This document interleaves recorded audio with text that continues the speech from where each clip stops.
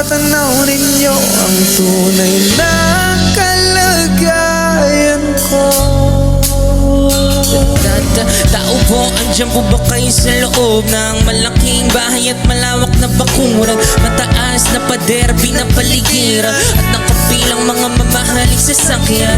Mga bantay na laging bulong ng bulong, wala namang kasal pero marami ang nakabaro. Lumakas man ang ulan ay walang butas ang bubong. Mga plato't kutsaran, hindi kilala ang tutong at ang kanin ay simputi ng gatas na nasa kahon. At kahit na hindi Pasko sa lamesa ay may hamonan. Sir, siguro manirahan sa bahay na ganyan. Sabi pa nila ay dito mo rin matatagpuan ang tao na nagmamay-ari ng isang upuan na pagman pagkakatao'y pinag-aagawan. Kaya naman hindi niya pinakakawalan. Kung makikita ko lamang siya ay aking sisigawan.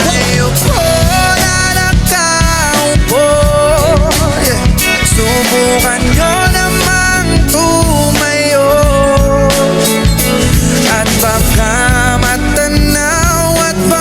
matanaw ninyo ang tunay na kalagayan ko.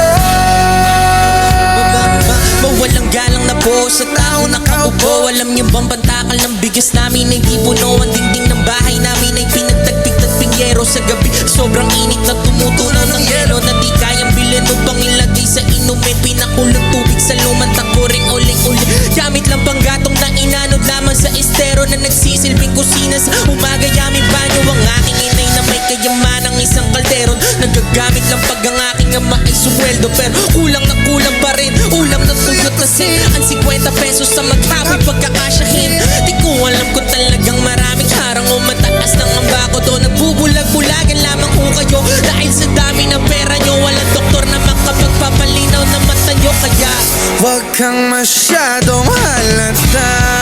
Bato sa langit. Ang mata ay wag magalit. Bato sa langit. Ang mata ay wag masyadong halata. Wag kang masyadong halata. Wag kang masyadong halata.